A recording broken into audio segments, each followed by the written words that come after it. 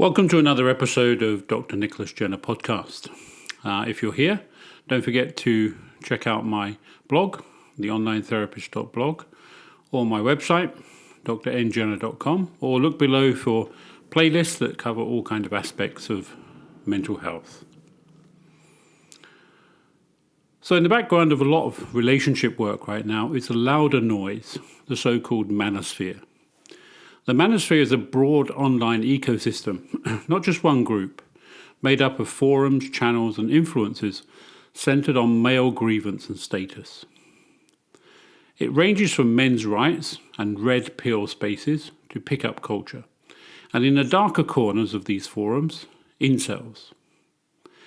They don't all agree, but many share a similar storyline. Feminism has tilted society against men. Women are the gatekeepers of sex and status, and masculinity is proved through dominance. What has changed in recent years is the influencer model. Masculinity performed through money, access, contempt, and the suggestion that women are rewards. Boys don't just watch that, they absorb the assumptions about what women are for, what men are owed, and what counts as strength. Now place that alongside what women have been saying for years about safety, in streets, workplaces, campuses and relationships, and you often get the same defensive reply, "I'm not that man." We must say that most men aren't violent, and most men won't commit sexual offences.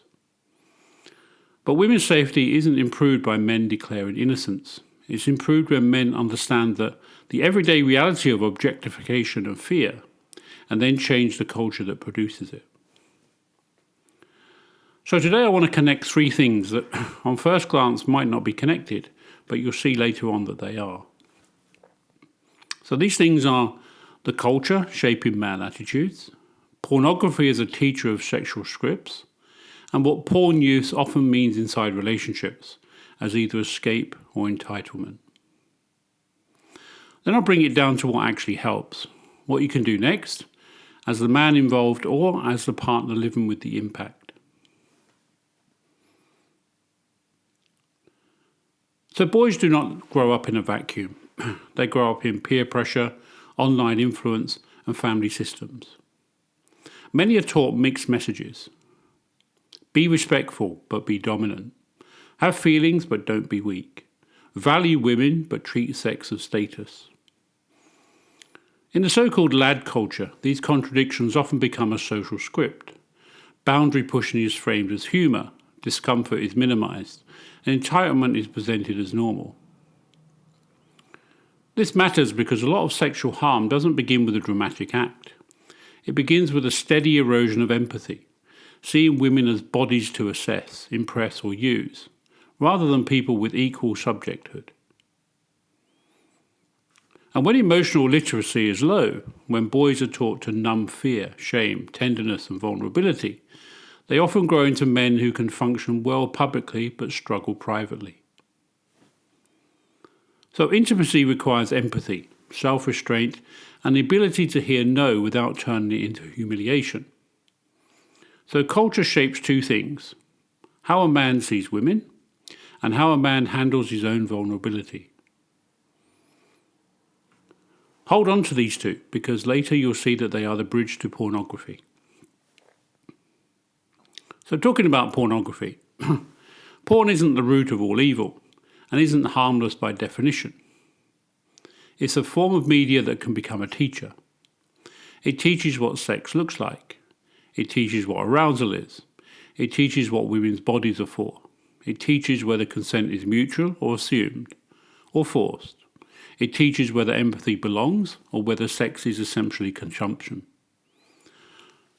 Government and academic reviews have repeatedly found associations between pornography use and harmful sexual attitudes and behaviour towards women, with stronger associations where the pornography is violent or degrading. Research also finds links between men's pornography and use and sexually objectifying attitudes. That doesn't mean porn causes a man to become dangerous. Humans aren't that simple. But it does mean porn can reinforce sexual scripts that already exist in the culture, dominance, entitlement, women as interchangeable bodies, sex as something taken rather than shared. And here's the crucial point for relationships. Porn doesn't just influence what someone wants, it can influence how someone relates. If the underlying attitude is mutuality, sex is shared and people matter, porn is less likely to be used in ways that damage the relationship. If the underlying attitude contains entitlement or emotional avoidance, sex is for regulation, women are for reassurance, porn is much more likely to be shown up as secrecy, withdrawal, or coercion. So the link between learned attitudes and porn in relationships is not abstract, it's practical. Attitudes shape sexual scripts. Sexual scripts shape what porn is used for, and that function shapes the relationship. Now we can move from culture to the couple. A codependent man often stays in an unhappy relationship because leaving feels like moral failure. His identity is organised around being the decent one, loyal, needed, stable, the man who stays the course. He may fear being seen as selfish. He may fear being alone. He may fear conflict and the exposure that conflict brings. And he may fear a new start. When the relationship becomes sexually strained or emotionally depleted, he still has needs, and often resentment and loneliness. But instead of saying those things plainly, he avoids, because plain speaking risks disapproval, rejection, or an argument. Porn can become an escape route that doesn't require adult honesty. It offers relief without vulnerability, stimulation without negotiation, and control without the risk of refusal. A private world where he doesn't have to be seen. In that sense, porn becomes a coping method, regulating stress, shame, and loneliness. But it also becomes an avoidance strategy, avoiding truth, avoiding repair, and avoiding decisions. So in codependency, porn often serves two jobs at once. Regulation, managing uncomfortable feelings. Avoidance, avoiding the adult tasks of intimacy. Honesty, negotiation, repair, or separation. That's why partners often describe it as living with someone who is there but not available. The relationship is intact on the surface, but connection is quietly replaced by a private substitute. And this is where learned attitudes still matter. If the man has also absorbed the idea that men should have sex, that women should provide it, or that his needs are self-justifying, porn becomes easier to rationalise. Not as a crisis, but as a right. Which leads us to the second pattern, entitlement. Two men can do the same behaviour and the psychology can be very different. With codependency, you often see shame and avoidance, secrecy driven by embarrassment, conflict avoidance, remorse that sounds real but collapses under pressure. With narcissistic entitlement, the tone is very different. Porn is not simply an escape from vulnerability, it's a statement. I do what I want. You may see minimization. Oh, it's nothing. Blame. If you were different, I wouldn't need to do it. Contempt when you raise the impact. Refusal of boundaries. Escalation after conflict as defiance. And chronic lying with no repair process. And here's the link to learned attitudes again.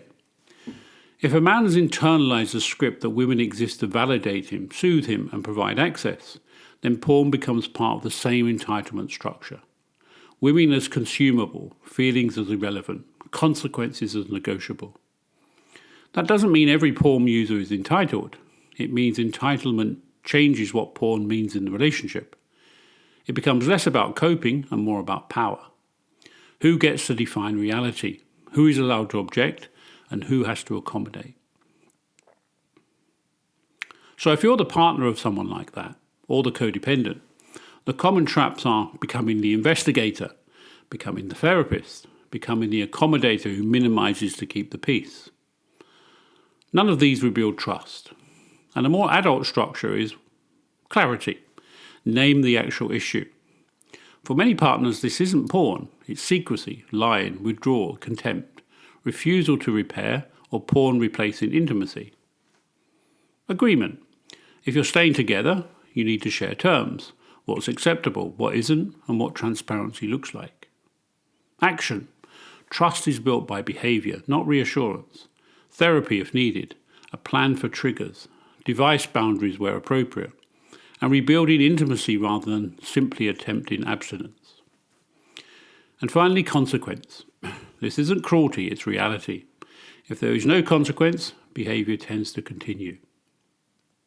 And consequences might include sleeping separately, pausing sex until trust work is underway, requiring therapy to continue, or leaving if lying continues.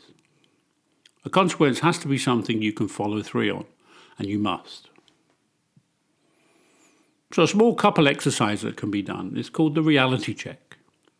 Do this when you're calm, with a timer and no phones. So step 1, 2 minutes each, 2 numbers. How safe do I feel with you? 0 to 10. How much do I trust you? 0 to 10. No debate, no justification, just the answers. So step 2, 4 minutes each. Define the breach. For me, the problem is not porn. The problem is... Step 3, 4 minutes each. Request plus commitment plus consequence. Partner A. My request is... The behaviour I need to see is... If it doesn't happen, I will. And partner B. My commitment is... The support I will get is... If I slip, I will within 24 hours. So step 4, for 2 minutes, a weekly check-in. Set a weekly 15-minute check-in using the same 2 numbers. If we want relationships to improve, and if we want women to be safer, we have to stop pretending that culture ends at the front door. Attitudes shape sexual scripts. Sexual scripts shape what porn becomes in a relationship. Escape for some, entitlement for others. And if there is going to be repair, it won't come from arguments about whether you're allowed to feel what you feel. It will come from honesty, structure, accountability, and consequences that match reality. I'm Dr. Nicholas Jenner, and this is Dr. Nicholas Jenner Podcast. Until the next time.